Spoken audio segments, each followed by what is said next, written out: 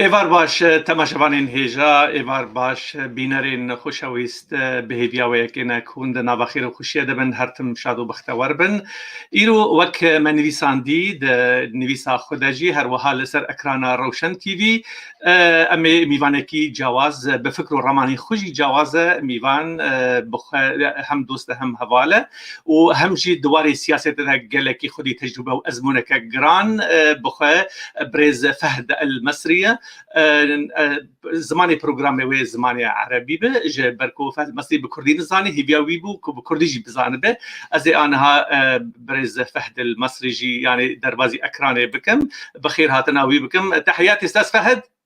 مساء الخير. الله يديمك شكرا كثير. اوكي انا برحب بك وبالجمهور باللغه الكرديه. طبعا راح تكون لغه الكلام لغه الخطاب او لغه الحوار اليوم باللغه العربيه كونك ما بتعرف اللغه الكرديه للاسف. طبعا نمسي عليك بالكردي ما بعرف غير ايفر باش وروج باش فايفر باش سپاس. بله تماشاوین جواب ما آنی زمان مگو برز فهد المصری ایرو میوان مایه کو ام به بیا و یکن کو وندنا بخیر خوشیه دبن و وقت که باشی ام به دور درباز بکن ده فکر رامانان ده پرساندجی و لگل مبه و بکار به برسوین مجید وی وریده بده از هول بدم آنها کو برنامج دست بكم. مساء الخير، مساء الحوار، مساء الإنسان والحريات، مساء الوطن. أهلا بكم مشاهدينا الأعزاء. اليوم نتشرف بضيف مثقف له باع طويل في مقارعة النظام الدكتاتوري القابع في دمشق. اليوم نستضيف الأستاذ فهد المصري السياسي السوري ورئيس جبهة الإنقاذ الوطني في سوريا. فلطالما الوطن يجمعنا فالاختلاف سيكون عامل جذب وتقارب بين الأفكار المختلفة والمتصارعة ولربما المتناقضة أيضا. فأهلا بكم أستاذ فهد المصري على شاشة روشن تي في وبين جمهور مختلف في الرؤى والتنظير والقراءات. فأهلا بك أستاذ فهد المصري. إيفار باش جارك دي. يسعد مساك، شكرا كثير على المقدمة الجميلة مثل عقلك المثقف وقلبك الأبيض الطيب. واسمح لي أن أوجه تحية المحبة لكل مواطن سوري، عربيا كان أم كرديا أو من أي مكون آخر من مكونات المجتمع السوري. نحن سوريون، سوريا هدفنا وسوريا غايتنا، والعيش المشترك في إطار وطني تعددي تشاركي لا يقصي أحدا، يعترف بحب الآخر، يحترم حقوق الآخر. نتمنى أن تكون سوريا الجديدة قد اقترب فجر الخلاص من أجل خلاص جميع أبناء الشعب السوري ورفع الظلم عن جميع أبناء الشعب السوري، وبشكل خاص أهلنا وأحبتنا أبناء الشعب الكردي في سوريا. شكرا كثير استاذ فهد. مثل ما قلنا يعني راح يكون هذا اللقاء عباره عن قراءه للافكار وقراءه عامه وعميقه ايضا لسياسات جبهه الانقاذ الوطني في سوريا. فأهلا بك أستاذ فهد المصري. في البداية نريد أن نسلط بعض الأضواء على حياة الأستاذ فهد المصري كبطاقة تعريفية للجمهور. فهد المصري سياسي سوري من مواليد 1970 من دمشق، من أهالي حي الميدان، من أسرة دمشقية عريقة ومحافظة، ويتقن اللغة العربية والفرنسية والإنجليزية. بدأت رحلته في مواجهة النظام السوري في المراحل المبكرة أو المبكرة من العمر، ونتيجة معارضته للحكم وشكل الحكم الأسدي والإدارة، ومنذ أيام شبابه قد أبعد وطرد من الكثير من المؤسسات والمعاهد الدراسية، وكان نشاطه اللافت سببا وراء ملاحقاته واعتقالاته وطرده من المعهد العالي للعلوم السياسية بدمشق عام 1988. اعتقل فهد المصري ل3 مرات ودرس الأدب العربي في جامعة دمشق ولم يكمل الدراسة، وغادر نحو لبنان ثم أوروبا واستقر بفرنسا. حصل على درجة ماستر في الإعلام من جامعة باريس الثانية والمعهد الفرنسي للصحافة IFP، ودرس سنة واحدة في معهد الدراسات الشرقية في باريس إينالكو أوراسيا اللغة والحضارة الفارسية، وعمل مراسلا للعديد من وسائل الإعلام العربية المرئية والمسموعة والمقروءة، وشارك في تغطية مئات المناسبات والأحداث والمؤتمرات والقمم الإقليمية والدولية. بين عام 2005 و2008 أطلق أستاذ فهد المصري مجلة المنتوف، كانت سياسية شهرية ساخرة معارضة ضد النظام السوري من باريس.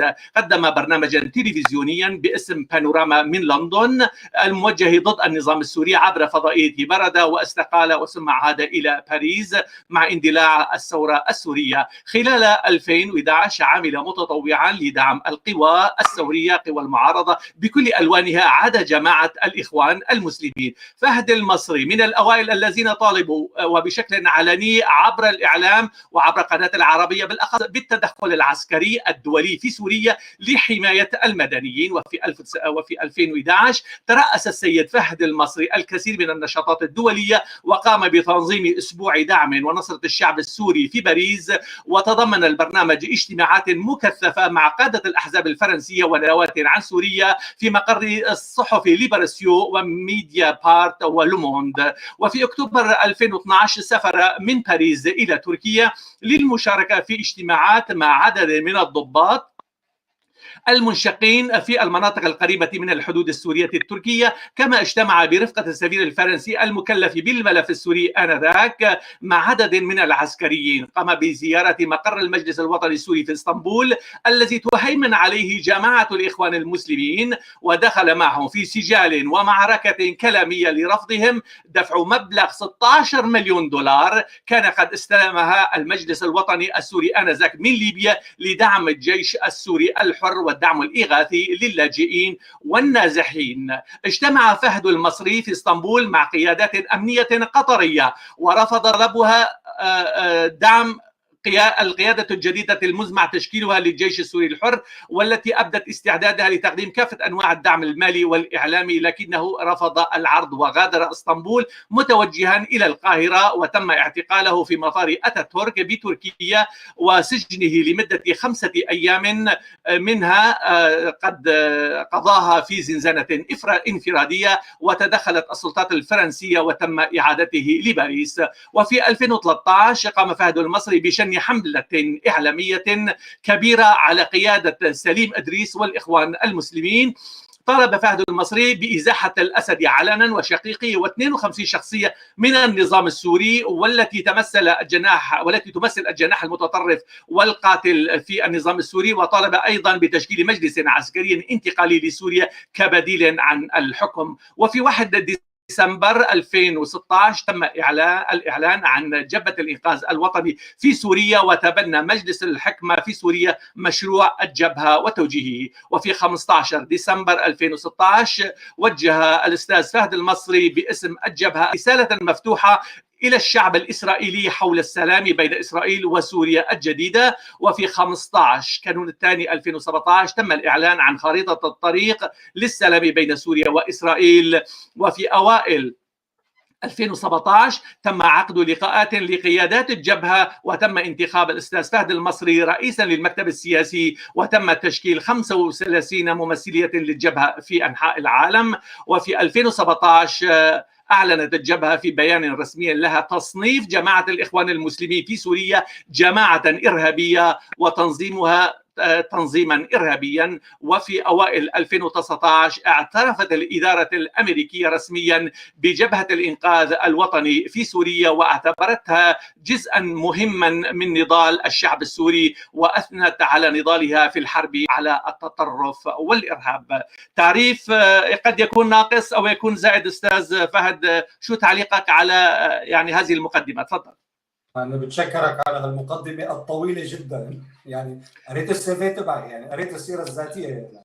أستاذ فهد، كون أنت تحمل مشروع سياسي فلا بد للمشاهد أن يتعرف بين ثنيات الكلام والبطاقة التعريفية على بعض المتعرجات والمفاصل السياسية للمشروع السياسي اللي أنتم بصدده. وحاولت دائما أن أعمل أو أن أقدم للمشاهد كبطاقة تعريفية والعمل النضالي والعمل المؤسساتي اللي قمت فيه أنت، وأيضا إلى جانب الحالة السياسية لجبهة الإنقاذ الوطني في سوريا. فتفضل، كلمة بدائية لك، كلمة شكر أو كلمة فهد المصري إلى الجمهور الكردي الخاص والجمهور السوري بشكل عام. تفضل. شكرا جزيلا على إتاحة الفرصة من خلال قناة روشن للتوجه للجمهور الكردي بشكل خاص، الجمهور الكردي في سوريا ولأبناء الشعب السوري عموما. بالتأكيد جميعنا كسوريين نحمل هموم هذا الوطن. أكثر من نصف شعبنا بين مشرد ونازح ولاجئ. هناك مئات الآلاف بين شهيد وقتيل. هناك عدة ملايين من الأطفال دون تعليم منذ عدة سنوات. سوريا تعيش كارثة ومأساة إنسانية حقيقية قل نظيرها في التاريخ.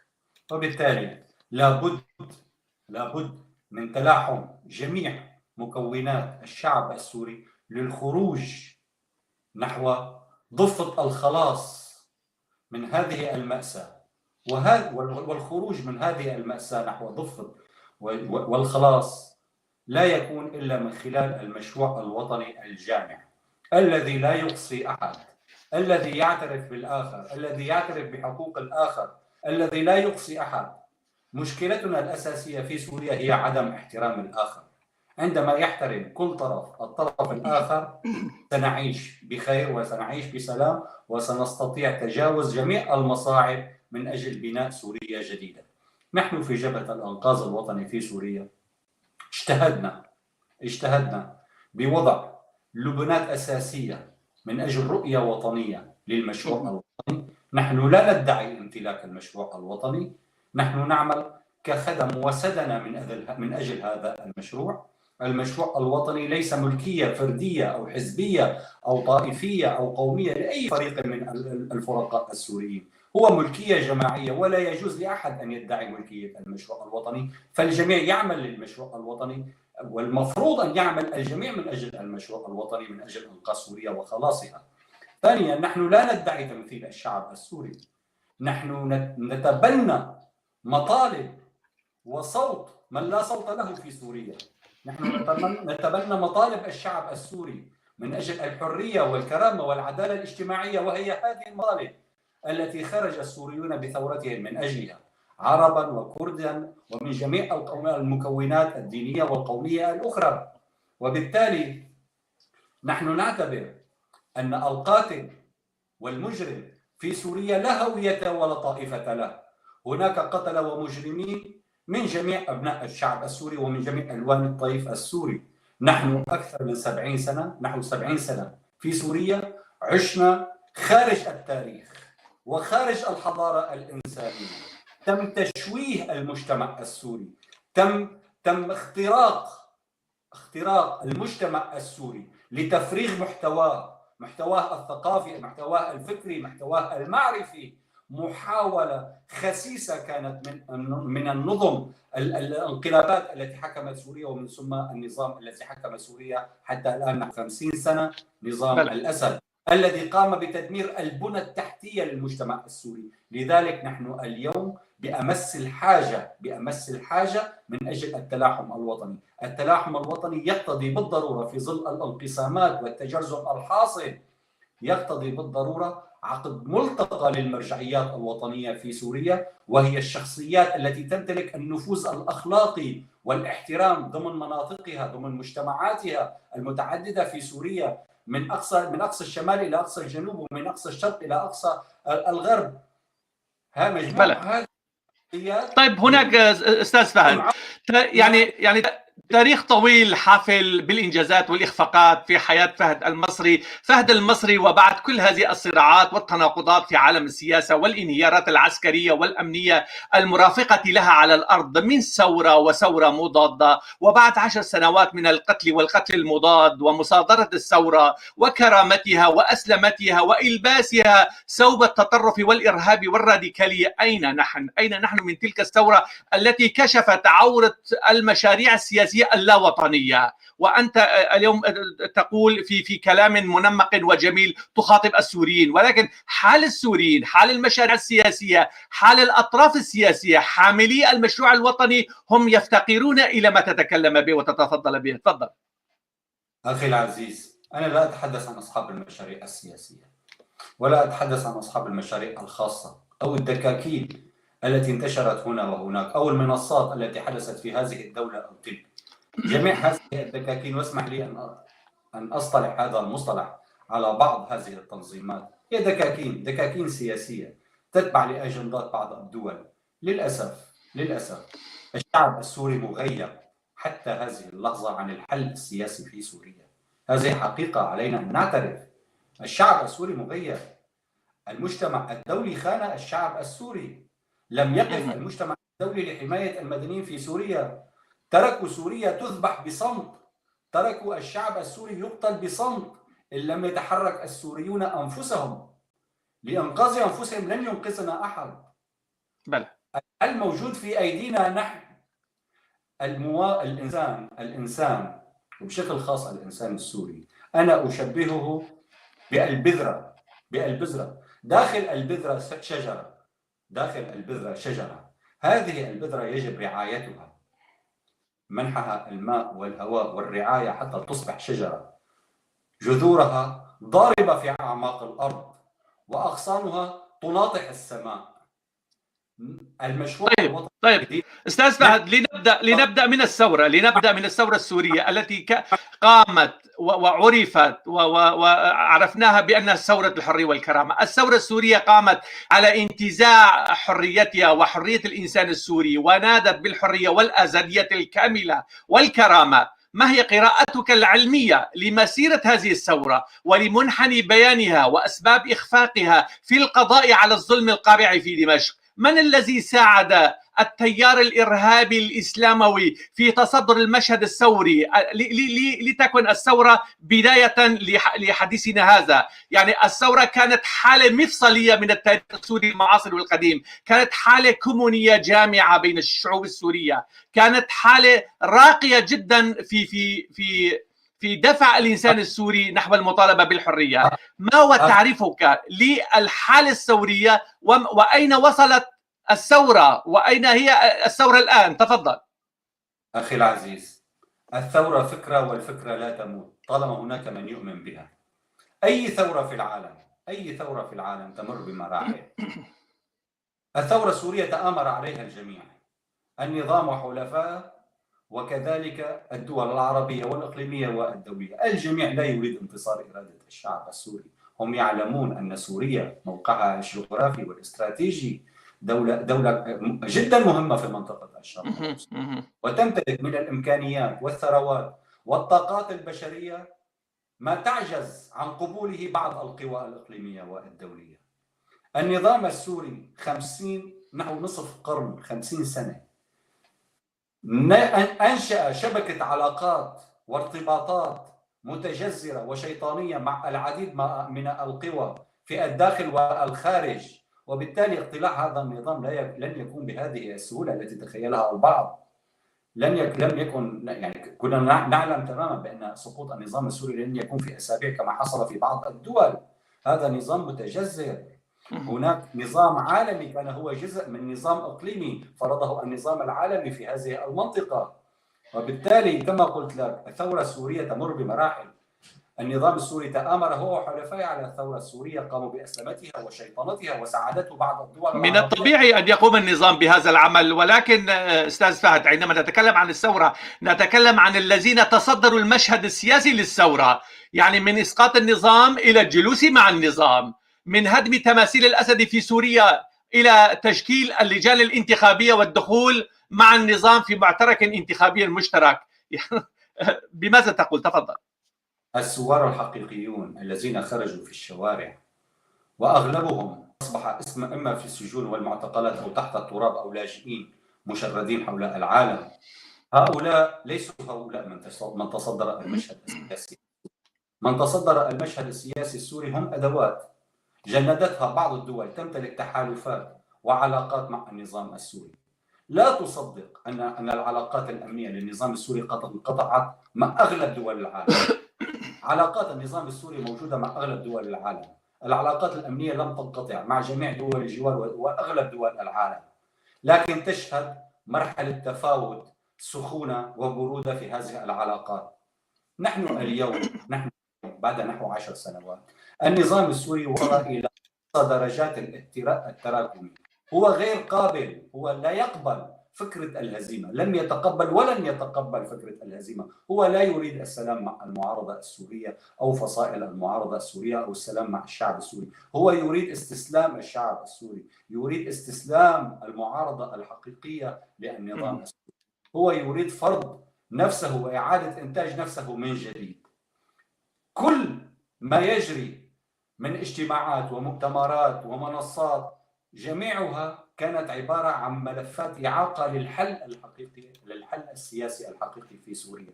لا تظن أن اللجنة الدستورية أو هيئة التفاوض وهذه الاجتماعات التي لا تنتهي، الاجتماعات المارسونية التي لا تنتهي، لا تظن بالمطلق حضرتك أو كل المشاهدين لا تظنوا بأنها ستخرج بأي حل. كل هذه الأدوات تستخدم كملفات إعاقة للحل الحقيقي. كل هذه الأدوات تستخدم لمنع وصول إرادة الشعب السوري لتحقيق الأهداف التي طلب بها السوريون. لذلك نحن مؤمنون بأن هناك تغيرات إقليمية ودولية ستحدث خلال الأسابيع القادمة ستساعد دون شك السوريون على البدء بالمرحلة الأولى نحو الخلاص من نظام الأسد. الآن الإرادة الدولية هي لطرد إيران وأدواتها من سوريا، وسنشهد خلال الفترة القريبة المقبلة تحركات عسكرية وميدانية في هذا الاتجاه. هذه هي قراءات أم معلومات أستاذ فهد؟ الاثنتين معا.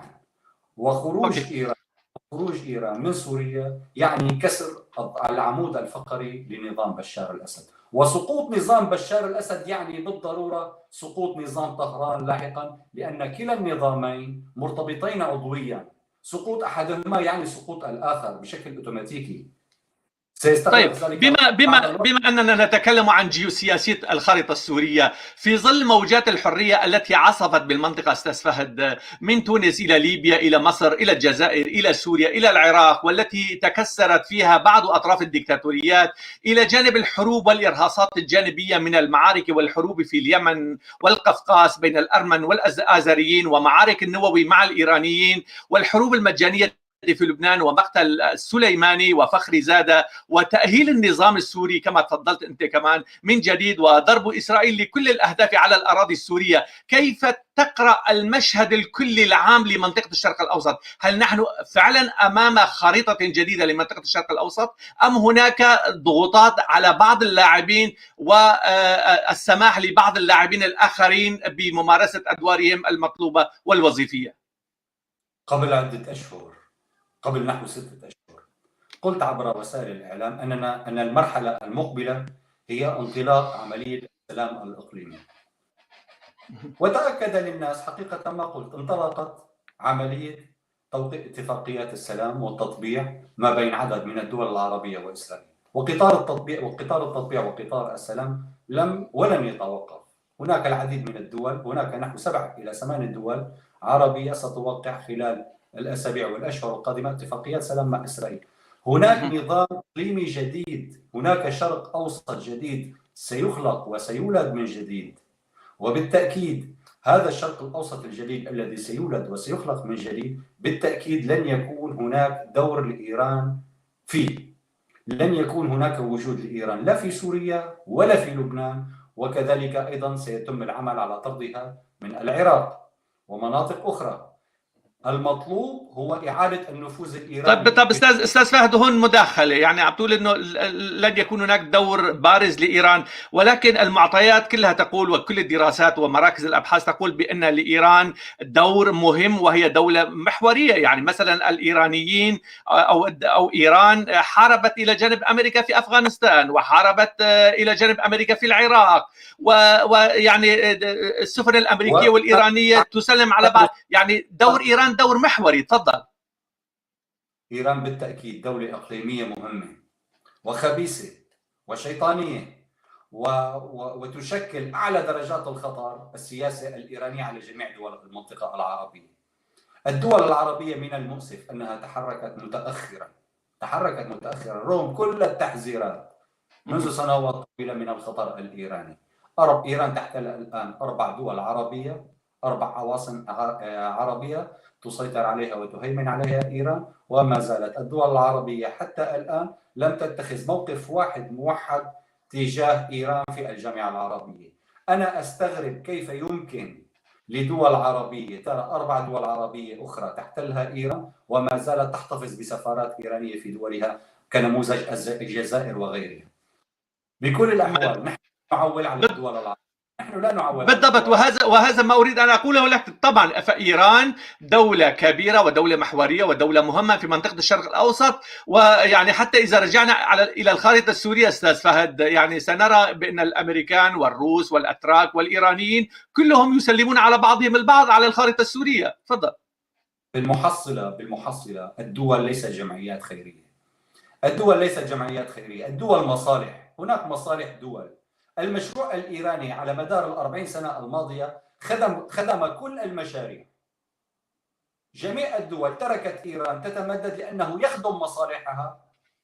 بوجود وتغلغل إيران في عدد من الدول المنطقة العربية خدم على العديد من المشاريع الإقليمية والدولية. اليوم المطلوب هو إخراج إيران، لأن المشروع الإيراني للنفوذ في المنطقة حقق الأغراض المطلوبة منه لمصالح تلك الدول، لكن إيران ترفض الخروج لأنها تريد أن تكون شريك لباقي الأطراف في منطقة الشرق الأوسط. هناك 5 مشاريع قلتها عدة مرات وأكررها مرة أخرى. هناك 5 مشاريع للنفوذ في منطقة الشرق الأوسط تتصارع فيما بينها.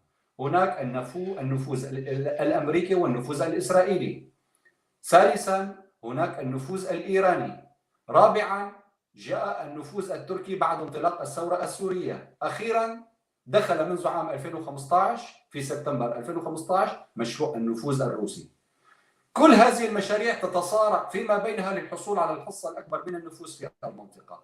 اليوم الأطراف 5 هناك 4 أطراف منها تريد إخراج المشروع الإيراني. سيتبقى هناك 4 أطراف، لكن أطراف أخرى أيضا مع إخراج إيران ستعمل على إخراج مشروع النفوذ التركي، ومن ثم إخراج مشروع النفوذ الروسي.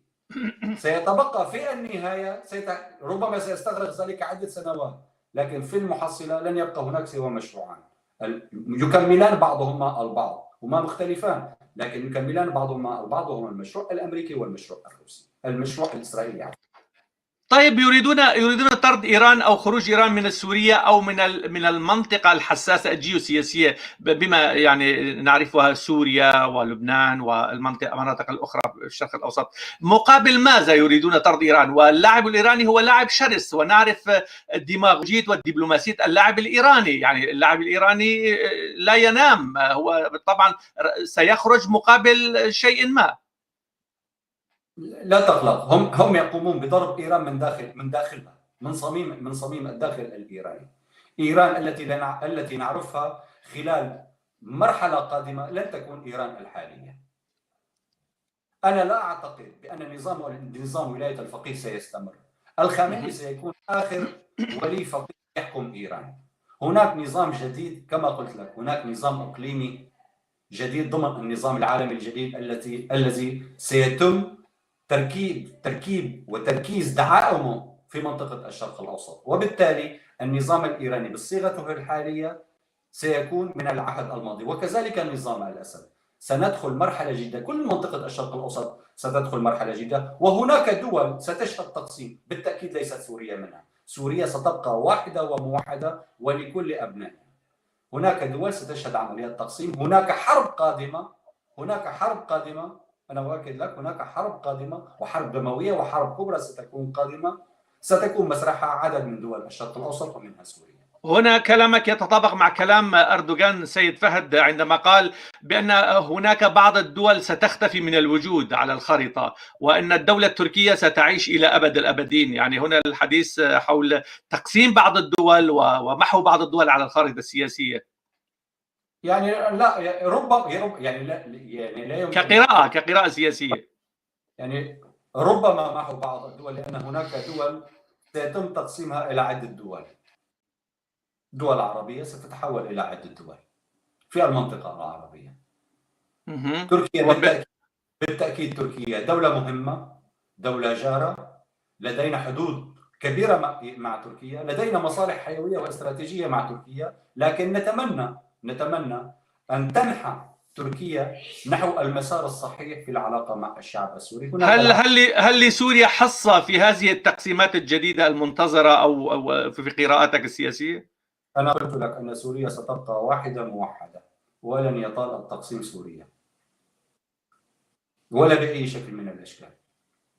يعني أيعقل في ظل هذه الإرهاصات، هذه الحروب وهذه النار الصاعدة والمشتعلة في هذه المناطق، وقد تزول دول وتبقى دول وتتشكل دول، وأن تحافظ سوريا المضطربة بحالتها السياسية والاقتصادية والمجتمعية على وجودها كوحدة إدارية أو كوحدة سياسية جغرافية؟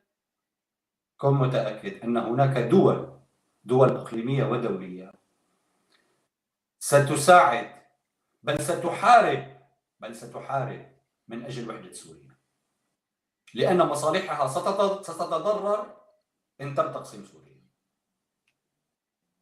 وهذا وما مصير المصالح المتناقضة بين اللاعبين الكبار كاللاعب الأمريكي والروسي على الخارطة السورية؟ مصير يعني جيوسياسية سوريا ممكن تفرض وقائع جديدة بين اللاعبين الكبار. يعني كن على ثقة بأنه لم يتم السماح بدخول روسيا إلى سوريا إلا لإغراقها في المستنقع السوري كما حصل في أفغانستان.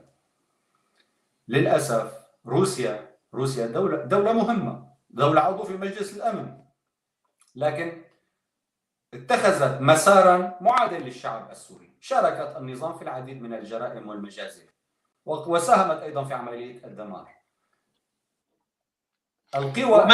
من الذي يضمن خروج روسيا أستاذ فهد؟ هل هناك لاعب أساسي يتحكم بكافة المفاصل والزوايا في اللعبة السياسية، أم على المدى المنظور روسيا باقية في سوريا على المدى المنظور، لكن علينا ألا نستعجل بالتغيرات والتحولات التي يمكن ربما أن تحصل داخل روسيا نفسها وفي المنطقة بشكل عام مع النظام العالمي الجديد. بكل الأحوال نحن نتعامل من خلال المصالح المشتركة والمصلحة من خلال العليا للشعب السوري. من خلال هذه المصلحة قطع المصلحة مع هذه الدولة أو من خلال مسار معين. نحن نتمنى أن تنحى روسيا نحو المسار الصحيح، وكذلك تركيا أن تنحى نحو المسار الصحيح. نحن نتطلع إلى علاقات ندية مع الدول وليس علاقات تبعية، ونحن يعني نتأسف بالفعل على الوصاية والهيمنة على ما يسمى المعارضة السورية في بعض الدول الإقليمية والعربية. طيب، لنعود إلى مسألة التطبيع. في ظل التهافت العربي والاستعانة بالترامبية الاقتصادية الفاحشة والهائجة، تتهرول وتتسابق الكثير من الدول العربية والإسلامية إلى عقد معاهدات السلام والصلح مع إسرائيل. ما تأثير هذا على مجرى الحرب الكبيرة في سوريا؟ وهل هناك إمكانية لقيام النظام السوري بعقد صفقة تاريخية ومعاهدة سلم وحسن الجوار مع دولة إسرائيل؟ أخي العزيز، التوقيع اندفاع العديد من الدول العربية والدول العربية الأخرى التي أيضا ستوقع اتفاقيات سلام وتعاون وتطبيع مع إسرائيل، جميع هذه الدول وجميع هذه الاتفاقيات تصب نحو المسار السياسي الذي نحن توجهنا به. قبل 5 سنوات لم يكن أحد يتحدث عن موضوع السلام مع إسرائيل. اليوم الجميع يتحدث. ولكن النظام السوري له باع طويل في إدارة الأزمات أستاذ فهد. يعني ممكن أن يقوم النظام بصفقة تاريخية مع إسرائيل ويقطع الحبل ويقطع الشك باليقين ويقضي على كل هذه الدراسات والأفكار اللي نحن هلا بصددها. القيادة في إسرائيل ليست غبية لتوقع مع بشار الأسد، لتوقع اتفاق سلام وتعاون مع بشار الأسد. هي تعلم تماما أن بشار الأسد قد انتهى، وأن عهده قد انتهى، وأن حكمه قد انتهى، وأن دوره قد انتهى، وأن هناك نظام إقليمي وعالمي جديد قادم لا محالة، وأن هذا السلام الإقليمي لا يمكن أن يكون أحد أركانه بشار الأسد، وبالتالي لن يكون هناك اتفاق سلام ما بين إسرائيل وبشار الأسد. وإن حدث ذلك فسيكون بالفعل سخرية، لأنني لا أظن بالمطلق بأن إسرائيل تمتلك هذا الغباء الذي يمتلكه النظام السوري في الاندفاع نحو السلام معه. التوقيع اتفاق السلام ما بين النظام السوري مع إسرائيل يعني نهاية النظام السوري، لأنه بالأساس النظام السوري منذ 50 سنة قائم على فكرة العداء لإسرائيل، هي العمود الفقري للنظام السوري، المقاومة. ولكن سمعنا كثيرا من المسؤولين الإسرائيليين الذين قالوا في الإعلام وأمام الساسة وأمام المنتديات والمؤتمرات الدولية بأن الجبهة السورية، هو صحيح النظام السوري معارض أو عدو لدولة إسرائيل، ولكن الجبهة السورية الإسرائيلية بقيت لمدة 40-50 عاما أو سنة كأهدأ جبهة حرب في العالم.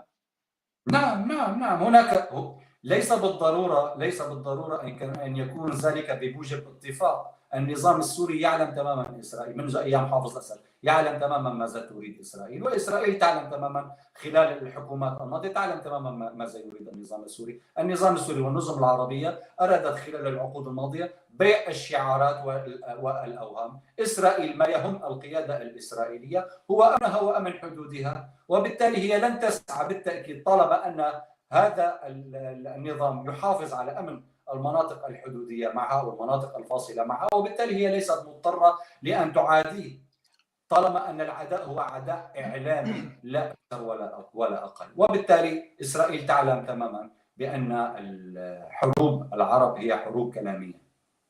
بلى. اليوم أستاذ فهد المصري، أنتم تترأسون جبهة سياسية معارضة وتعتبرون أنفسكم رأس الحرب في المشروع السياسي السوري الديمقراطي القادم، وتنادون برحيل النظام الأسدي وزمرته ومحاسبتهم ومحاكمتهم أيضا. واليوم المعارضات السورية المختلفة تعيش حالة الترهل وتعيش أتعس حالاتها التأطيرية والجماهيرية والنضالية. هل مشروعكم هذا سيرى النور وسيكسب الدعم الدولي والإقليمي المطلوب في مقارعة النظام السوري إلى جانب كسب ود الناس والجماهير والشعوب السورية في الداخل، أم أن المخطط المرسوم لا يحتاج إلى أي جماهير؟ نعم، المشروع الوطني لجبهة الإنقاذ الوطني سيرى وستدعم أغلب القوى الإقليمية والدولية هذا المشروع. هذا بالنسبة لمشروع جبهة الإنقاذ الوطني. نحن نقوم حاليا بإعداد نظام داخلي جديد للجبهة، سيتم توسيع الجبهة، توسيع المكتب السياسي، إقرار النظام السياسي، سيكون هناك توسيع للمكتب السياسي، سيكون هناك هيئات جديدة، سيكون هناك مؤتمر عام، سيكون هناك قيادة على مستوى كل محافظة، سيكون هناك مؤتمر على مستوى كل محافظة بالتدريج تبعا للحالة الأمنية على الأراضي السورية. وبالتالي المشروع الوطني والسياسي الذي نعمل عليه نعم سيرى النور، لأنه في النهاية لن تنتصر إلا إرادة الشعب السوري. وثانيا المجتمع الدولي لن يدعم أي مشروع سياسي إن لم يكن هذا المشروع يحمل فكرا وخطوطا عريضة تتضمن بشكل صريح ومعلن الانفتاح على الغرب وإسرائيل. نحن الانفتاح على إسرائيل ليس موضوع محبة أو موضوع عشق، هناك مصالح بإسرائيل بكل الكم الذي إسرائيل بحاجة للسلام مع الشعب السوري. أيضا الشعب السوري بحاجة للسلام مع إسرائيل لبناء مرحلة تاريخية جديدة، لأن هناك نظام إقليمي ودولي جديد سيتم إرساء أركانه في المنطقة، وبالتالي لا يمكن الانتهاء من مرحلة الشعارات والأوهام التي عشنا عليها أكثر من 70 سنة إلا بطي هذه الصفحة. مشكلتنا مع الدولة الإسرائيلية ليست القضية الفلسطينية، القضية الفلسطينية لها أهلها، أهل مكة أدروا بشعابها. نحن مشكلتنا الوحيدة مع إسرائيل هي فقط الجولان، والجولان نحن قادرون على الوصول لحلول وتسوية سياسية ترضي كلا الشعبين السوري والإسرائيلي. هذا ما أوضحناه في خارطة الطريق من أجل السلام ما بين سوريا وإسرائيل. بلى، أنتم في جبهة الإنقاذ الوطني في سوريا، في الجبهة هناك المدنيين والعسكريين في مسار وطني واحد كما قرأنا في أدبياتكم للخلاص وإنقاذ سوريا وكل أبناء الشعب السوري دون أي تمييز من خلال هذا المشروع الوطني الجامع. فمن خلال قراءتنا لأدبياتكم السياسية تقولون بأن الجبهة هو إطار شامل من المدنيين والعسكريين. ألا هذا يعني هو إقحام العسكر بالسياسة أو العمل السياسي أو الحزبي؟ أبدا أبدا. مرحلة الخطر، أعلى درجات الخطر التي تعيشها سوريا تتضمن تضافر جهود المدنيين والعسكريين. كلنا سوريين بالمحصلة، العسكري هو سوري والمدني هو سوري، وهذا الوطن يعنينا جميعا. وبالتالي وجود العسكريين ضمن صفوف جبهة الإنقاذ الوطني سواء كانوا منشقين أو متقاعدين أو حتى داخل النظام السوري ممن لم يرتكبوا جرائم حرب أو جرائم ضد إنسانية أو جرائم تعذيب، هذا لا يعني إقحامهم بالسياسة، هذا لمرحلة مؤقتة حتى نهاية المرحلة الانتقالية. عندما تنتهي المرحلة الانتقالية ينتهي دور العسكر في جبهة الإنقاذ الوطني. العسكري يعود إلى سكنته، لكن العسكري المتقاعد تحول إلى مدني يمكنه الاستمرار بالنضال ضمن صفوف الجبهة. هل لكم كجبهة إنقاذ وطني في سوريا هل لكم جناح عسكري على الأرض؟ نحن لدينا مشروع عسكري تقدمنا به للعديد من الدول، ننتظر التوقيت المناسب لإطلاق هذا المشروع، وأطلقنا على هذا المشروع حراس العهد الوطني. وهو مهمة هذه حراس العهد الوطني هي مقاتلة ومحاربة الوجود الإيراني وأدواته على الأراضي السورية وكذلك الجماعات الإرهابية الأخرى. وإن كانوا هؤلاء الحراس على مقربة من المفارز الأمنية السورية؟ أخي العزيز، المشكلة ليست مع العسكري السوري الذي تم إجبار أغلبهم للوقوف على الحواجز وفي السكنات، المشكلة هي مع الجناح القاتل في النظام السوري، مع من يعطي أوامر القتل والتدمير. مشكلتنا الأساسية مع من يعطي الأوامر وليست مع العسكري. يعني بمعنى أستاذ فهد، هل مقاتلة النظام ضمن أولوياتكم أم طرد إيران من سوريا يدخل ضمن هذه الأولويات؟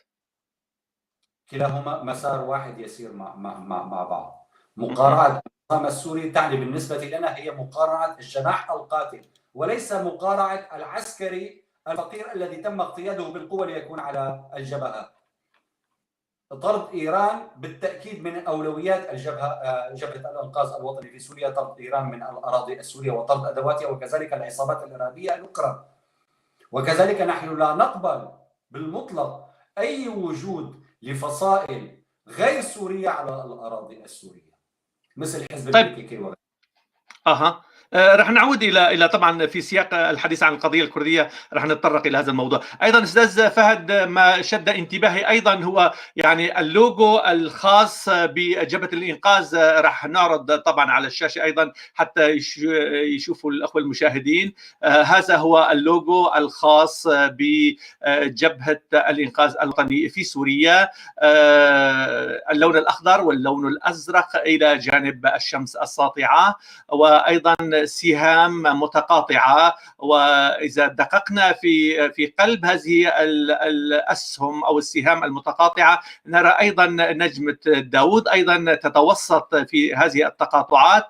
واستاذ فهد، كون لي باع طويل في إدارة ورسم اللوجو واللوجويات واختيار الألوان وتصاميم اللوجويات بشكل عام، يعني أنا مهنتي الشيء في علم التصميم واختيار ماهيات اللون والأشكال، لفت نظري يعني إلى شعاركم. هذا شعار جبهة الإنقاذ الوطني في سوريا. نستطيع أن نقول وفي سيكولوجية امتحان الفنان حول عصارة الأفكار وقيامه تشكيل مادة دالة على الحالة السياسية والمجتمعية أو الاقتصادية، وحول اعتماد الجبهة لهذا الشعار، نستطيع أن نقول بأنه ولأول مرة أنا كشخص فنان أرى بأن اللون الأسود الدال على الإسلاموية والحالة السياسية في الترويسة، كما يعني في الحال عند أغلب اللوجويات والشعارات التابعة للمعارضة والنظام نرى بأن اللون الأسود غائب عن الشعار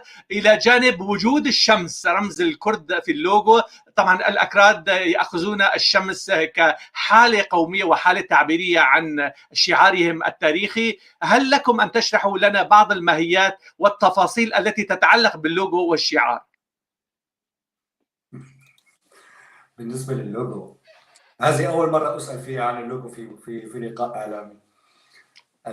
بالنسبة للوجو، اليدين الأخضر. خليني أعرض قبل ما بتحكي أستاذ فهد. طبعا مثل ما قلنا رح نعرض اللوجو مرة ثانية، سهام متقاطعة ويدين باللون الأخضر واللون الأزرق وإلى جانب الشمس الساطعة. تفضل أستاذ فهد. اليدين الأخضر ترمز للمشروع الوطني الجامع الذي يجمع كل السوريين حول مشروع واحد، واللون الأخضر هو رمز العطاء، رمز الخضرة والحياة. أيضا الشمس ليست فقط كرمز للنور والمستقبل، وإنما أيضا رمز لأهلنا من الكرد السوريين. وأيضا هناك العديد من الأطياف الأخرى من المجتمع السوري التي تتخذ أيضا الشمس كرمزية لها، مثل العلويين وغيرهم من الطوائف الأخرى، حتى الدروز. طبعا هناك رمزية، يعني هناك العديد، يعني الشعار شمل العديد من المكونات الوطنية في سوريا من خلال هذا الشعار، دون أن نسمي هذه الأطياف الوطنية في سوريا. اللون الأزرق هو رمز الماء، لون الماء التي ترمز للحياة، وهي على شكل جناحي طائر، على شكل حرف في النصر، على شكل طائر.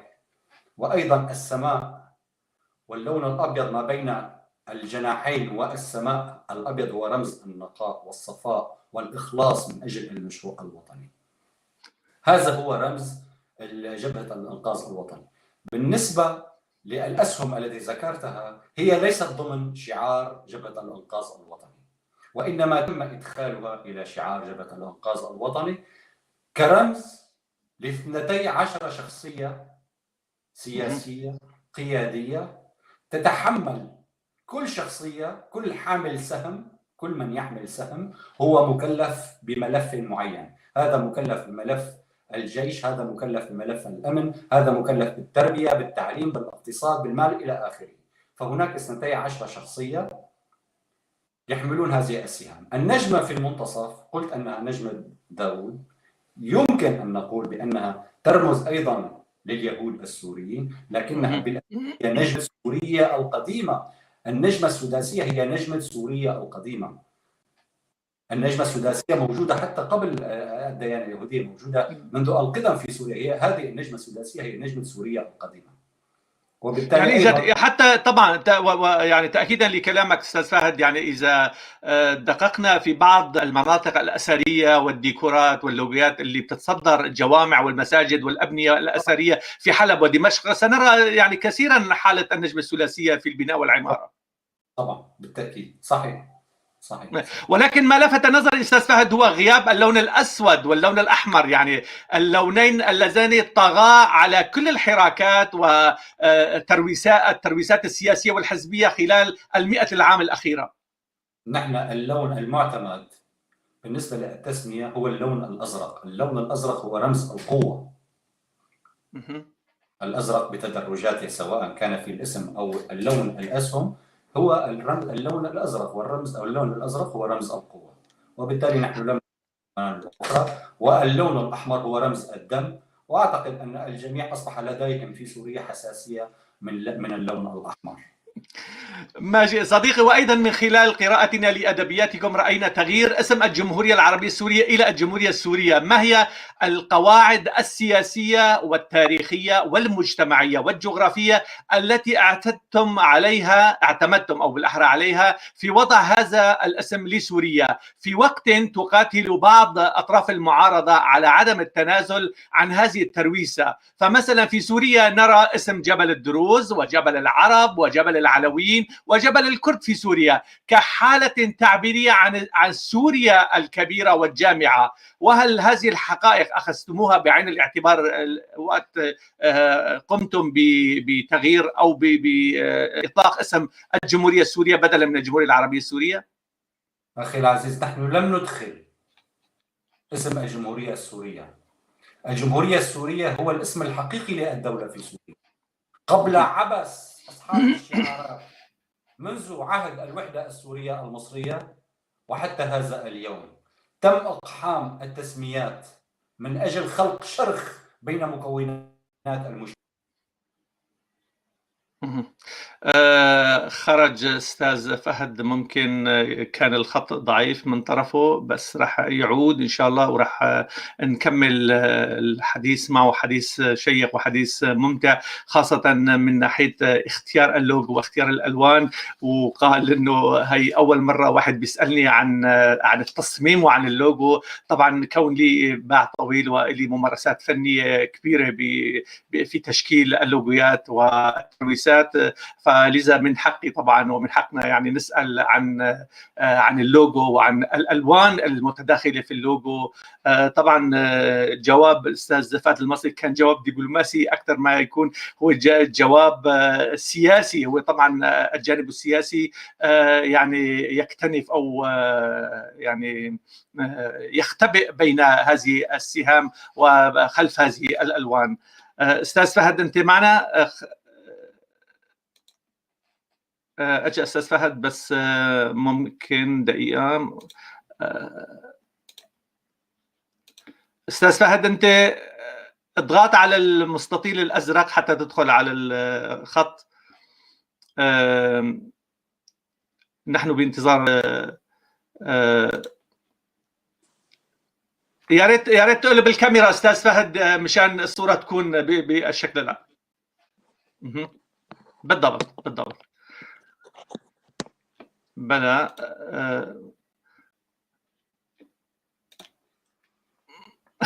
تمام ماشي صديقي.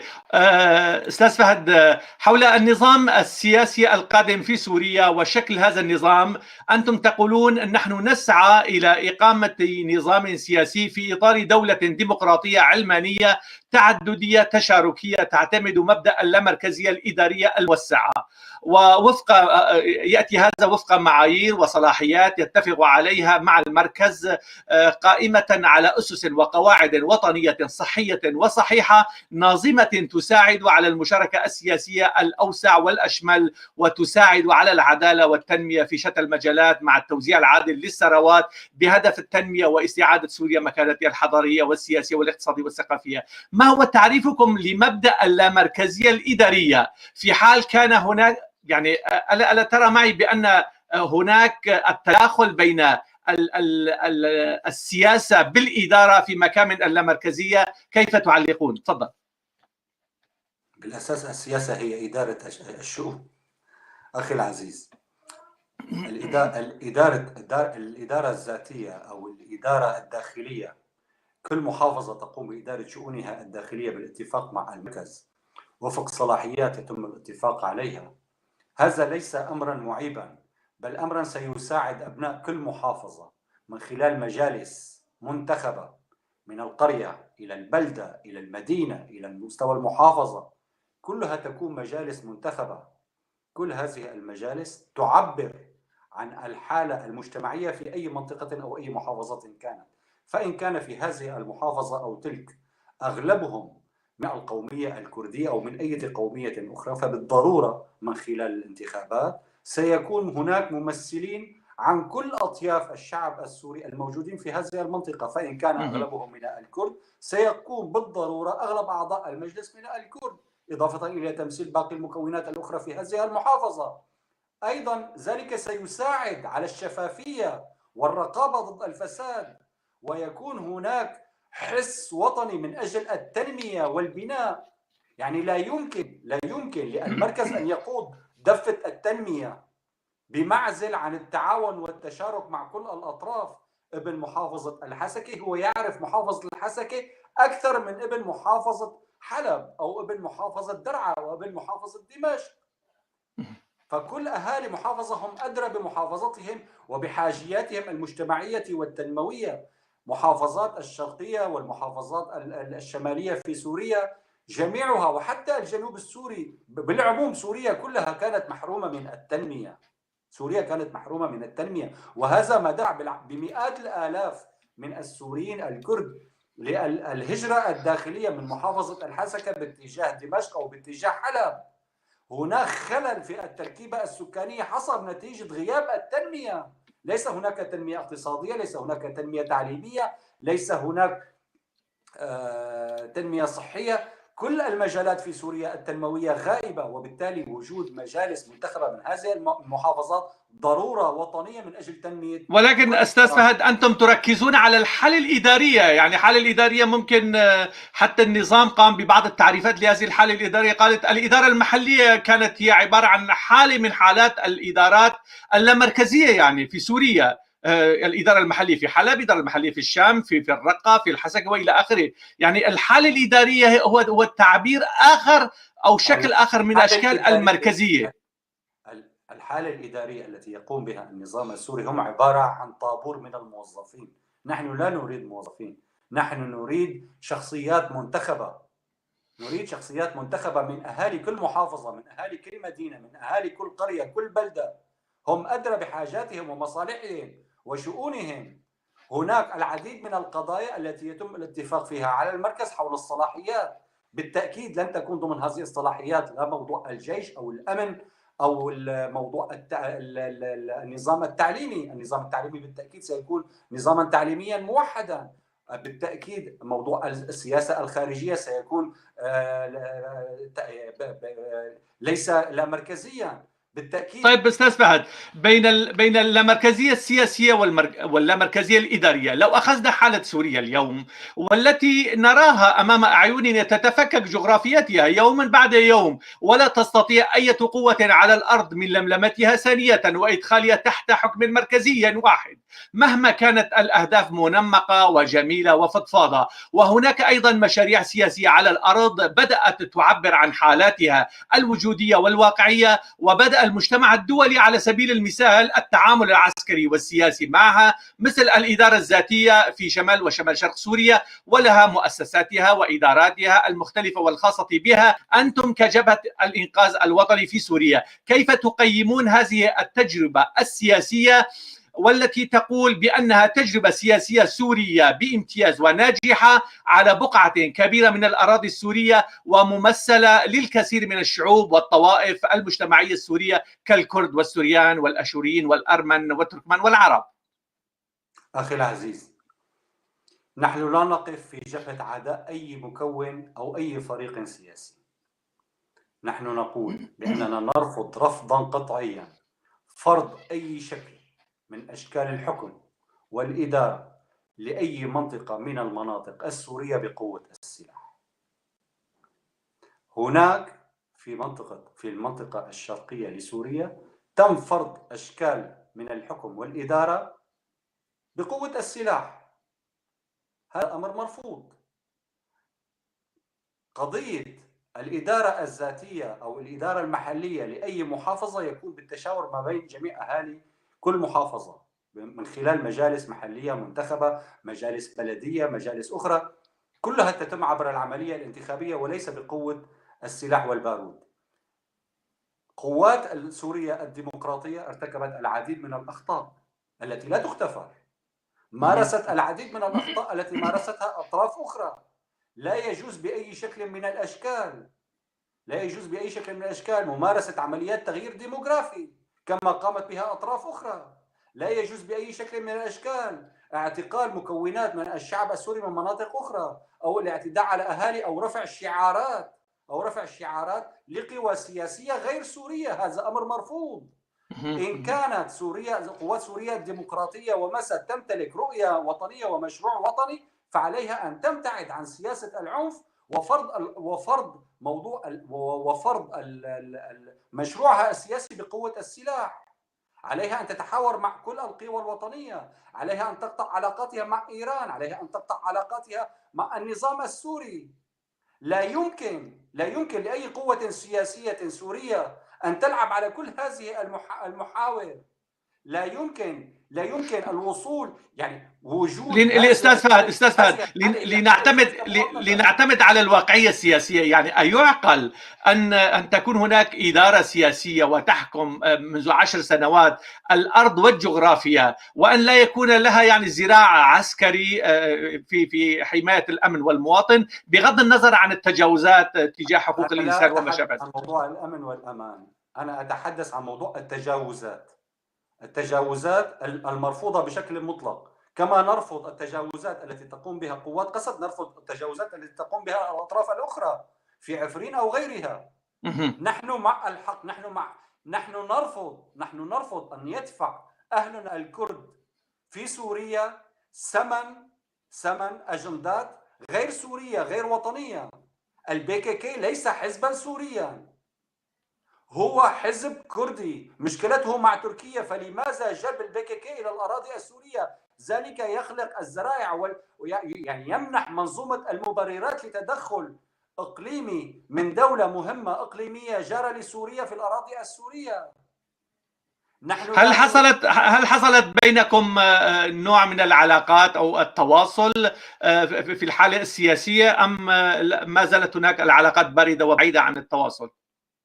نحن ليس لدينا مشكلة في الحوار مع أي طرف كان، باستثناء الجناح القاتل للنظام السوري. نحن نطالب قوات سوريا الديمقراطية ونطالب مجلسها السياسي مثلا، نطالبهم بعملية نقد ذاتي، نطالبهم بمواقف صريحة وواضحة حيال جميع الممارسات الغير مقبولة والمرفوضة بشكل مطلق. لا يمكن لحالة استمرت عدة سنوات أن تستمر إن لم تكن بوفاق وطني. لا يمكن لأي حالة أن تستمر إن لم تقم بتعديل سلوكياتها وأخلاقياتها في التعامل مع الأهالي في هذه المناطق. لا يمكن أستاذ فهد أنا لست السياسي أن يستمر بأجندة غير سورية. أنا لست في حال الدفاع. الديمقراطية أن تقطع علاقتها بشكل كامل مع حزب العمال الكردستاني. نحن لا نريد جلب العداء مع تركيا من أجل حزب العمال الكردستاني. مشكلتنا ليست مع تركيا، مشكلتنا مع النظام القاتل في سوريا. لماذا نستجلب عداء تركيا بمقابل دخول عناصر من حزب العمال الكردستاني؟ هذا أمر مرفوض. ليناضلوا في تركيا، لماذا يناضلون على الأراضي السورية إن كانوا يعتبرون يعني أنتم كجبهة إنقاذ وطني هل نقلتم عبر وسطاء أو بشكل مباشر مخاوفكم إلى الطرف الآخر من المسد ومن الإدارة الذاتية، أم العلاقات هي بعيدة مجرد قلت لك ليس لدينا مشكلة في الحوار مع أحد. تواصلت معنا عدة شخصيات من مجلس سوريا الديمقراطية ووجهوا لنا دعوة للمشاركة في مؤتمر أبناء الجزيرة والفرات. اعتذرنا عن المشاركة. نحن لا نشارك في أي مؤتمر قبل أن تكون هناك وضوح في كل القضايا العالقة، وأن يكون هناك إعلان وإثبات حسن نوايا تجاه كل مكونات الشعب السوري. يعني ألم تكن هناك نقاط مشتركة أستاذ فهد حتى تحضروا هالمؤتمر، أم كل النقاط وبمجملها كانت نقاط سلبية ولم تحضروا المؤتمر؟ قبل كل شيء نحن لم نحضر المؤتمر لعدة أسباب، منها الارتباطات الأخرى، كنا مرتبطين في ارتباطات أخرى. ثانيا نحن لا يمكن أن ندخل في أي لقاء أو اجتماع قبل أن نعرف هوية الطرف المقابل. يعني من خلال معرفتنا ومن خلال المعلومات التي وصلتنا، فإن أغلب الأطياف التي كانت مشاركة هي الأطياف التابعة لمسعد، فبالتالي لماذا نتحاور مع الجميع؟ نتحاور مع القيادة، لكن للحوار مع القيادة يجب على القيادة أن تثبت حسن نوايا وأن تعلن للشعب السوري رفضها لأي انفصال عن سوريا، لأن أي مشروع انفصالي لن يرى النور في سوريا. أنا أؤكد لك لن يرى أي مشروع انفصالي في سوريا النور. وبالتالي يا أخي الجماعة يعني بحسب أستاذ فهد، يعني وأنا من خلال هذه الشاشة ومن خلال حضورك الكريم معنا يعني أؤكد لك وبحسب دراستنا وقربنا من هذه الحالة في شمال وشمال شرق سوريا وفي المناطق الكردية بشكل عام، أنه جماعة الإدارة الذاتية يعني خذوها مني الشباب غير انفصاليين، يعني هذه فعلا تهمة والهروب إلى الأمام. الجماعة استاذ عنايات حزب العمال الكردستاني ومنذ سنوات ومنذ 10-15 سنة قال أنه أنا ضد انفصال أو تقسيم لأي دولة في منطقة الشرق الأوسط، حتى بالتعامل في شنغال مع الحكومة العراقية قالوا بأن حكومة إقليم كردستان تسعى للتقسيم في العراق ونحن سنقف ضد هذا التقسيم. يعني حزب العمال الكردستاني يعلن جهار النهار بأنهم ضد التقسيم. تفضل. أنا لا تهمني بالمطلق مواقف حزب العمال الكردستاني. حزب العمال الكردستاني حزب غير سوري، لا مكان له على الأراضي السورية بالمطلق، ولا يمكن القبول بأي شكل من الأشكال أي وجود عسكري له على الأراضي السورية. لنكن واضحين، عندما ينسحب حزب العمال الكردستاني من الأراضي السورية وتعلن قوات سوريا الديمقراطية فصل علاقتها عن حزب العمال الكردستاني، فحينها سيكون لكل حادث حديث. طيب لنقلب السؤال بشكل آخر أستاذ فهد، نحن نرى يعني الاعتراف الأمريكي أو الوجود الأمريكي في المنطقة الشرقية والشمالية من سوريا، وهناك زيارات للمسؤولين الأمريكان ومسؤولين بعض الدول الأوروبية في حالة اعترافية بهذه الإدارة الذاتية التي تقودها الإدارة الذاتية وتحت مظلة حزب العمال الكردستاني، وكل العالم بيعرفوا أنه الحكم ومن وراء ستارهم العمال الكردستاني. أخي العزيز، الولايات المتحدة الأمريكية تدرك تماما كافة التفاصيل في سوريا وكل دول المنطقة. الولايات المتحدة الأمريكية لم يكن لديها رغبة بإرسال قوات عسكرية ميدانية على الأرض إلى سوريا. هي استخدمت قوات سوريا الديمقراطية، استخدمتهم كأدوات لتنفيذ أهداف محددة ضمن أجندة معينة بكل بساطة. وعندما ينتهي دور هذه الأدوات ينتهي وجودها بكل بساطة. لا تظن بالمطلق أن الولايات المتحدة الأمريكية ستفرط بوحدة سوريا، كن على ثقة بذلك. حلو. من خلال قراءتنا لأدبياتكم لقد تطرقتم في إحدى النقاط إلى العودة الطوعية للمهجرين من النازحين واللاجئين السوريين إلى مناطقهم في محافظاتهم الأصلية بالتزامن مع عملية إعادة البناء والإعمار، وبالتزامن مع إزالة أسباب التشريد والتهجير والتمييز والتغيير الديموغرافي ومحاولة طمس الهوية الوطنية والعبث بالتركيبة المجتمعية والسكانية. اليوم عفرين كمنطقة كردية ديموغرافية خالصة، أو يعني أنا من عفرين أستاذ فهد، يعني 90% 95% من سكانها كانوا أكراد، اليوم غارقة في المستوطنات العربية المدعومة من تركيا ومن قطر ومن جماعة الإخوان المسلمين. أنتم كجبهة إنقاذ وطني في سوريا كيف تقرؤون المشهد وأنتم ضد التغيير الديموغرافي؟ ما هي الطرق والأساليب لعودة الكرد إلى سكناهم وإلى قراهم التاريخية؟ أخي العزيز، كل مواطن سوري تم تهجيره سيتم إعادته إلى المنطقة التي تم تهجيره منها. وكل الدول التي تمتلك مصالح ونفوذ سيتم الوصول إلى تفاهمات معها. لا يمكن بأي شكل من الأشكال القبول بعمليات التغيير الديموغرافي في أي منطقة جغرافية على الأراضي السورية، سواء التي تقوم بها قوات قسد أو التي قامت بها إيران وأدواتها أو التي قام بها النظام السوري وغيره من الأطراف الذين قاموا بعمليات تغيير ديموغرافي في سوريا.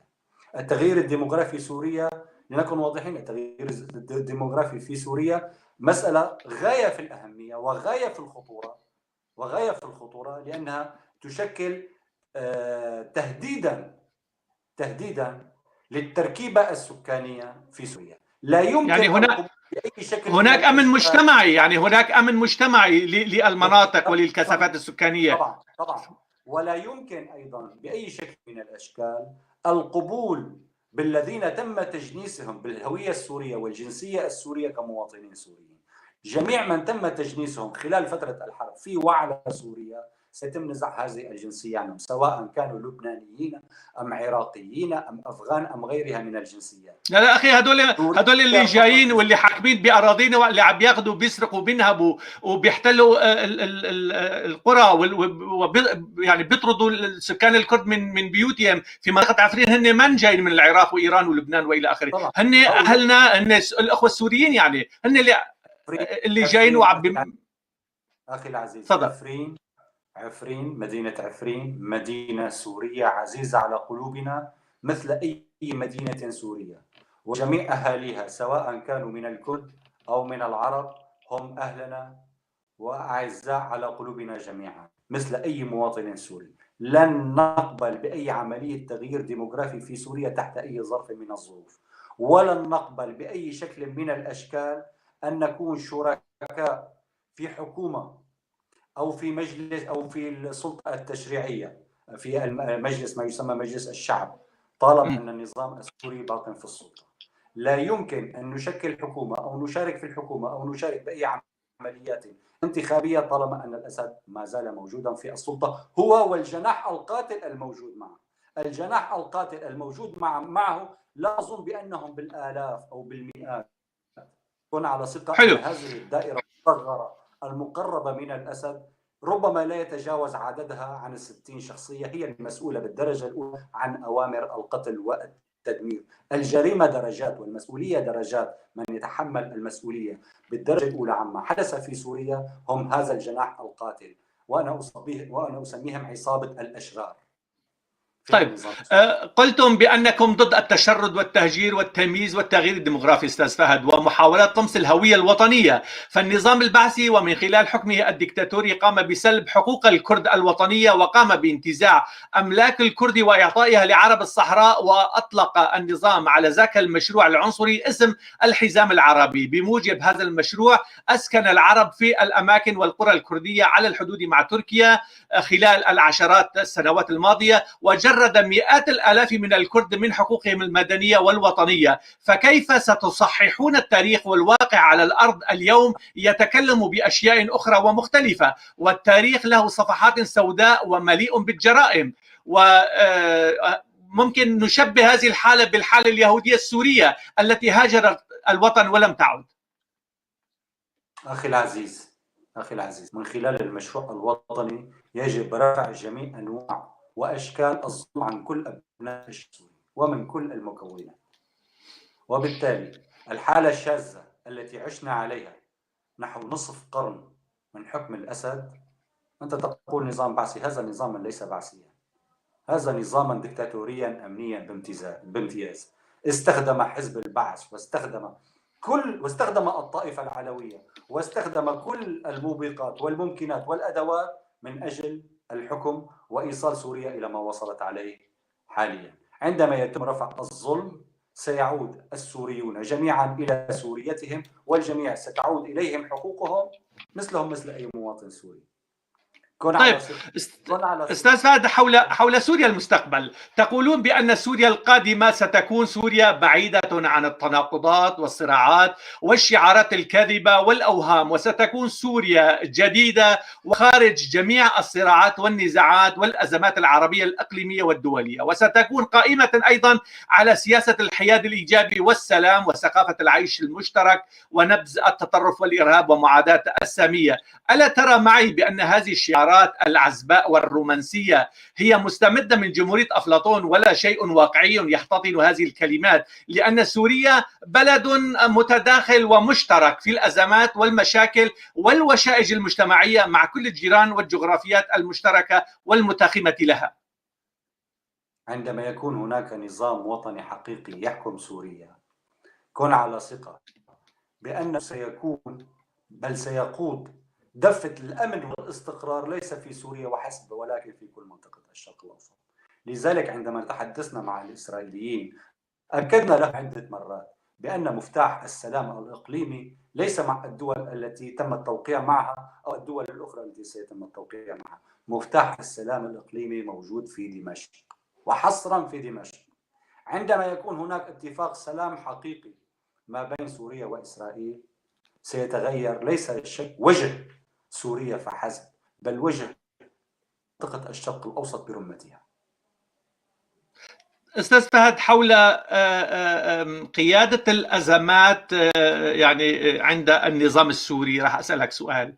من طرف هناك الكثير من الدراسات والقراءات للوضع السياسي السوري القادم ومستقبل العلاقة بين سوريا ودول الجوار، وأكثرها تشوى تقول بأن النظام السوري سيسلم المناطق المحتلة من قبل تركيا إلى الدولة التركية مثل عفرين وأدلب، وسيتنازل أيضا النظام عن الجولان لإسرائيل مقابل بقائه في سدة الحكم. وهناك تجارب عديدة مع تركيا مثلما اعترف النظام السوري بالشرعية التركية على لواء اسكندرون عبر توقيع معاهدة أضنا. ما تعليقكم؟ تفضل. النظام السوري وصل إلى أعلى درجات الاحتراء التراكمي البشري والعسكري والاقتصادي والمالي والأخلاقي وكل المزايا الأخرى. النظام السوري انتهى.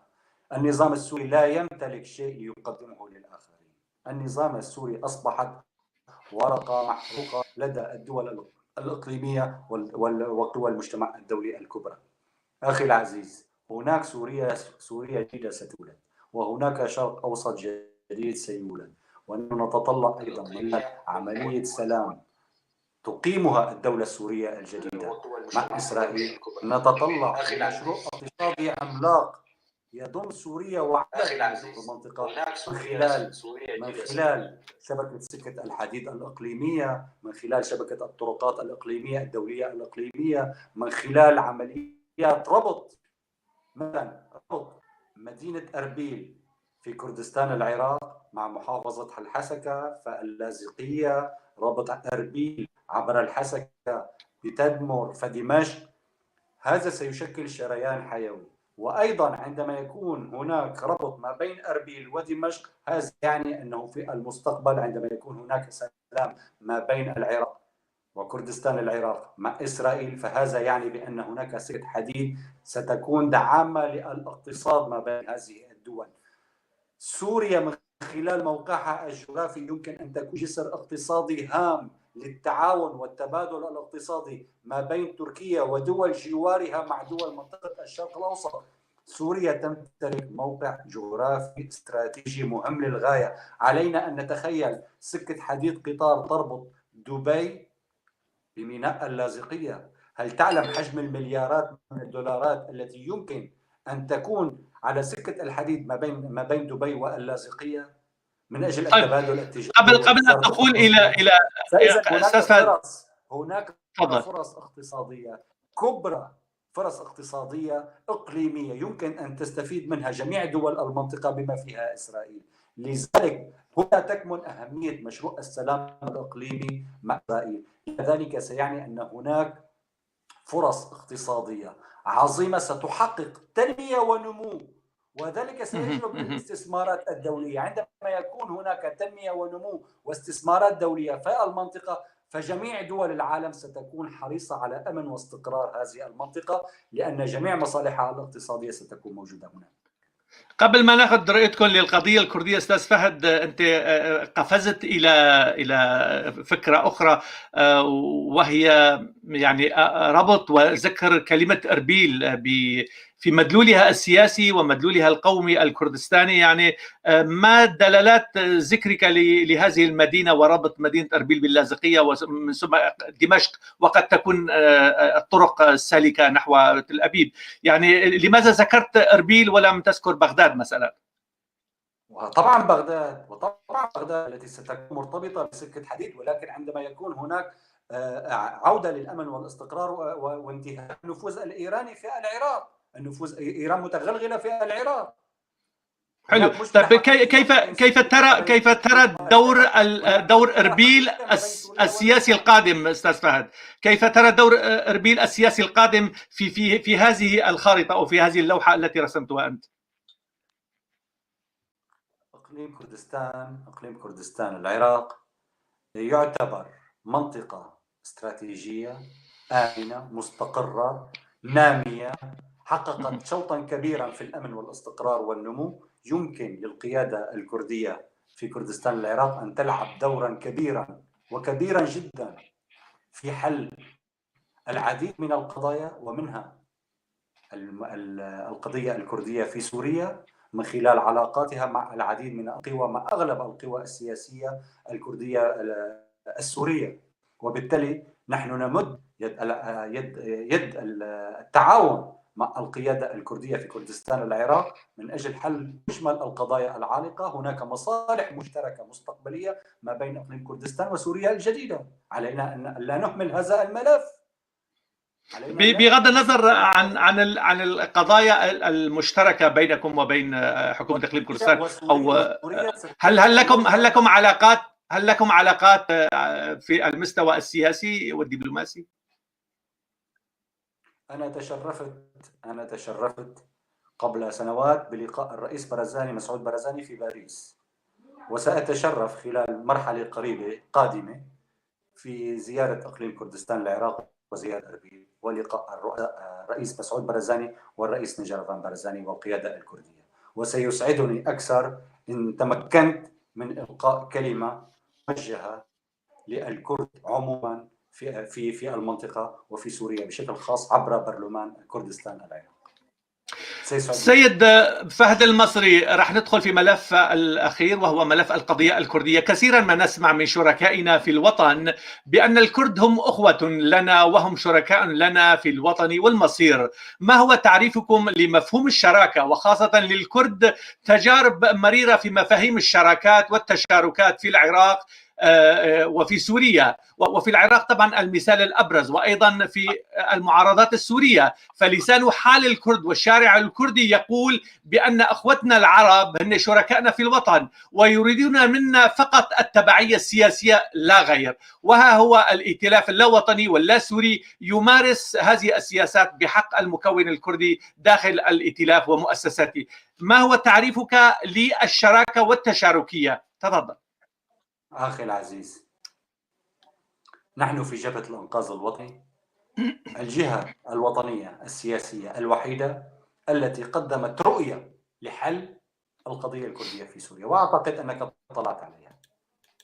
نحن الوحيدون الذين نطالب، نحن نعتبر أنفسنا معنيون بالشأن الكردي والقضية الكردية في سوريا مثل أي مواطن كردي، مثل أي مواطن سوري كردي. القضية الكردية تعني لكل مواطن سوري، لذلك قدمنا رؤية وطنية واضحة عبرنا فيها عن كل أفكارنا لحل القضية الكردية، مثل موضوع الإدارة اللامركزية الإدارية للمحافظات، موضوع الاعتراف بيوم 21 آذار كيوم عيد وطني في سوريا، وهو اليوم الذي يصادف عيد النوروز وكذلك عيد الأم وعيد الربيع. يعني عيد النوروز هو عيد الربيع وهو العيد القومي لأهلنا من الكرد السوريين. أيضا تطرقنا إلى موضوع تسمية القرى والمدن لا ضير إن كان هناك تسمية عربية وتسمية كردية للمناطق والمدن التي يكون غالبيتها من السوريين الكرد. ليس هناك مشكلة. ليس هناك مشكلة إن تم التعليم في المدارس الخاصة والمؤسسات الثقافية الخاصة باللغة الكردية. ليس هناك ضير حتى في المؤسسات التعليمية الحكومية في المناطق ذات الغالبية الكردية. ليس هناك ضير من تعليم اللغة الكردية كلغة إضافية للطلاب، وذلك بشكل اختياري. فإذا هناك العديد من الأفكار التي تقومنا بها من خلال هذه الرؤية. وقد طالبتم أيضا بإضافة اللغة الكردية كلغة ثانية في كافة الوثائق والمستندات الرسمية للدولة السورية أيضا. في المناطق طبعا، في المناطق التي توجد فيها غالبية كردية، أين المشكلة إن كانت الوثائق باللغتين؟ ليس هناك مشكلة. أين المشكلة؟ كان الكرد يمتلكون وسائل إعلامية تتحدث بلغتهم الأم. أين هي المشكلة إن كان التلفزيون الوطني السوري لديه نشرة أخبار باللغة الكردية؟ إذا أستاذ فهد، إذا الشغلة وقفت، إذا الشغلة واقفة على تلفزيون كردي أو راديو كردي، ما شاء الله الأكراد عندهم فضائيات. أين هي المشكلة إن كان هناك التلفزيون الوطني السوري في سوريا الجديدة يقدم لنا لمحات ليعرف باقي الشعب. نحن نشهر بعض، نحن كسوريين كمجتمعات موجودة في هذا الوطن السوري. أستاذ فهد، لأشارك معك، لأشاركك في السؤال.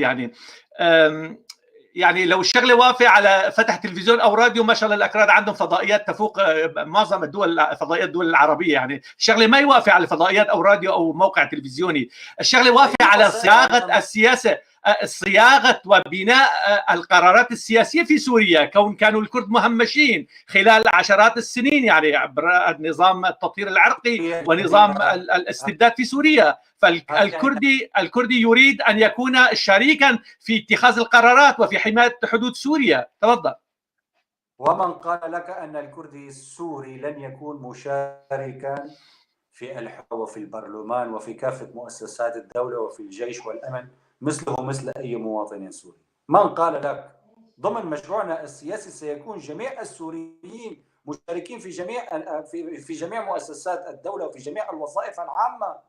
أستاذ فهد، أنا لست ضد رؤيتك، ولكن هناك المخاوف الكثيرة أحاول بشكل من الأشكال أن أنقلها لك. يعني فقط المخاوف الكبيرة في الشارع الكردي تقول بأن يعني الوضع والشراكات التي تجمعنا بين العرب والكرد، فالحالة العراقية هي أبرز حالة بين الكرد والعرب والشراكات. يعني تفضل. أخي العزيز، كن على ثقة أن سوريا الجديدة ستكون لكل أبنائها عربا وكردا ومن كل القوميات ومن كل الأطياف والمذاهب والأديان. لن يكون هناك إقصاء لأي طرف أو تهميش لأي طرف. وكن على ثقة بأن سوريا ستكون نموذج تحتذي به الدول الأخرى، ونلقن العالم درسا في القيم والأخلاق. طيب، لنحاول آمنوا جميعا بالمشروع الوطني، فهو قارب خلاص جميع السوريين نحو بناء سوريا واحدة موحدة ولكل أبنائها. طيب، لنحاول القفز أستاذ فهد، لنحاول القفز يعني فوق مفهوم الحب من طرف واحد. يعني القضية ليست عندما وضعتم رؤيتكم لحل القضية الكردية في سوريا، هل استعنتم بالأطراف الكردية أو بالمثقفين أو بالأكاديميين الكرد أو بالشارع الكردي المثقف أو بالحقوقيين أو بالمستقلين الكرد لوضع اللبنات الأساسية لحل الكردية؟ يعني مو معقول أنه أستاذ فهد شخص صديق وعزيز وسياسي سوري شامي يستطيع أن يرسم لأهل عفرين أو لأهل القامشلي حالتهم ويعبر عن حالتهم السياسية والاقتصادية. يعني من اللزوم ومن الواجب مشاركة الكرد في صياغة المفهوم. يعني تفضل. أنا قلت لك قضية الكرد هي قضيتي الشخصية، وقضية جبهة الإنقاذ الوطني بكلها، وقضية كل مواطن سوري. وكن على ثقة أن صياغة رؤية الحل القضية الكردية في سوريا لم يقم بصياغتها فهد المصري لوحده أو بشكل فردي. هناك عشرات الشخصيات الكردية الأعضاء في جبهة الإنقاذ الوطني لدينا في المكتب السياسي شخصية سياسية كردية هو الدكتور أدهم باشو، وسيكون في المكتب السياسي الجديد في الانتخابات خلال الأسبوعين الثلاثة القادمين يكون هناك أكثر من شخصية كردية سورية في المكتب السياسي وفي الأمانة العامة وفي المؤتمر العام. سيكون هناك المئات من الأكراد. سيكون هناك قيادة في كل محافظة سورية لجبهة الإنقاذ الوطني ومنها في محافظة الحسكة، وسيكون أغلبهم من محافظة الحسكة أغلبهم هم من أهلنا الأكراد السوريين. أخي العزيز، مشروعنا الوطني مشروع وطني واضح، ندعو الجميع، أيدينا مفتوحة للجميع للعمل من أجل بناء سوريا الجديدة. اسمح لي أن أختم معك اللقاء نظرا لوجود ارتباطات أخرى. أستاذ زينايات، سؤال أخير قبل ما أتركك. طبعا هو كان فعلا هو السؤال الأخير أستاذ فهد حول المشروع الديمقراطي السوري القادم وحول المخاوف في الشارع الكردي. هناك الكثير من الأطراف والتيارات والأحزاب السياسية تقول بأن وجود الديمقراطية في البلاد ستكون يعني القضايا القومية محلولة بشكل المجتمعي والسياسي، علما وكلنا نعلم بأن المشاكل القومية بين الإيرلنديين والإنجليز وبين الفلمان والفرنسيين في بلجيكا وبين الباسك والإسبان، وهناك العشرات من الأمثلة. فقضايا الشعوب والقوميات لا تحل بالشعارات وبوجود الديمقراطية في بلد ما. كيف تعلقون؟ وسؤالك الأخير تفضل. لدينا برنامج سياسي واضح سيتم إضافة بعض التعديلات عليه خلال الأيام القليلة المقبلة. لدينا مشروع سياسي واضح، لدينا نظام داخلي واضح سيتم إطلاع جميع السوريين عليه، وبالتالي نحن نقول بأن سوريا لكل السوريين ودولة المواطنة قادمة، وجميعنا سنكون شركاء حقيقيين في بناء سوريا جديدة. شكرا لك. شكرا لك. نشكر ضيفنا الأستاذ فهد المصري رئيس جبهة الإنقاذ الوطني في سوريا على إعطائه وتفضله بالإجابة على أسئلتنا الشائكة والملحة، ولنا لقاءات أخرى طبعا، ونتمنى أن نلتقي في وطن كبير، وطن سوري جامع للكرد وللعرب ولكافة الشركاء الآخرين. شكرا أستاذ فهد، شكرا لحضورك، شكرا لوجودك معنا. شكرا جزيلا. شكرا. شكرا للأخ وللضيف العزيز الأستاذ فهد المصري، والشكر موصول أيضا لكل من يشاهدنا ويتابعنا عبر فضائية عبر شاشة روشن تي في